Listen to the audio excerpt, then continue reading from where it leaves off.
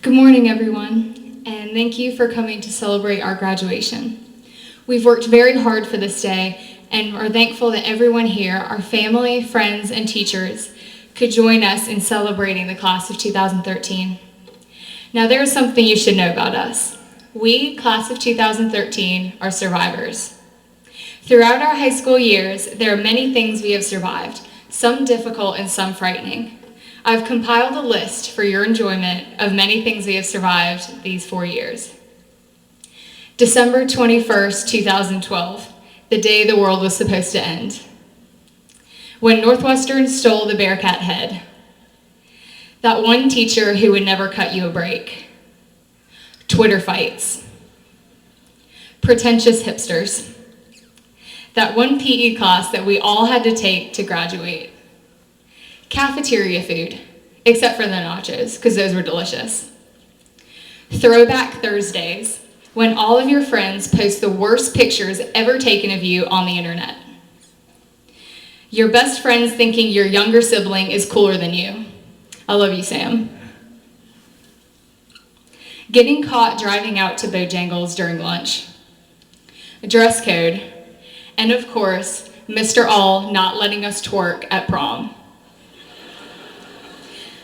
Now, this is not a comprehensive list, but that is for the sake of protecting the innocent ears of our younger siblings and avoiding uncomfortable interrogation from our parents when we get home. And we could not have made it here were it not for the help of our friends, family, and teachers. All of these things we have survived during our high school years, but we all know that there will be much more frightening things in the years to come. If there's anything we should learn from our high school experience, it is the ability to face our fears. Some of us have irrational fears, ones that just don't make sense. I, for example, am afraid of fish and 3D movies. I distinctly remember seeing the Muppets in 3D with my family. I was crying with my 3D glasses off, holding on to my dad.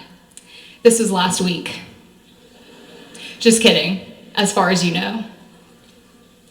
3D movies definitely fall into the ridiculous and irrational fear category, and I haven't quite been able to get over them yet, but we all have fears, some more serious and real than others.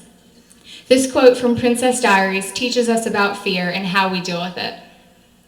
Courage is not the absence of fear, but rather the judgment that something else is more important than fear. The brave may not live forever, but the cautious do not live at all. When we leave this room, we will begin the rest of our lives. We will have to face countless things that seem too frightening to overcome, but we have to make the judgment that overcoming them is more important than being frightened. Some of us will have to live on our own for the very first time. Some will move away to college.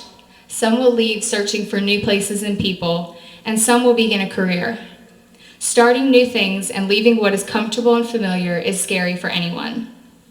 But we have to make the choice to get over our fears.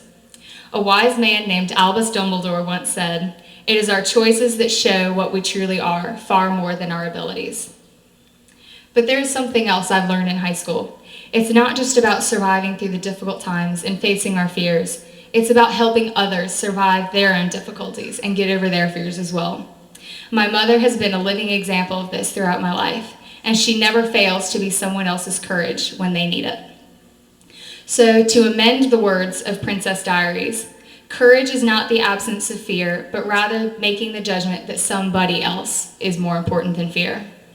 We must not only face our own fears, but help others face theirs. This would be an awfully empty room were it not for the people who helped us face our fears and the wonderful God that brought us through them. We must remember that despite how frightening some things are that we must face, we can choose to survive them, just as we have through high school. So remember to be fearless. And for my parting words to you, class of 2013, do not spend your life being afraid, because YOLO.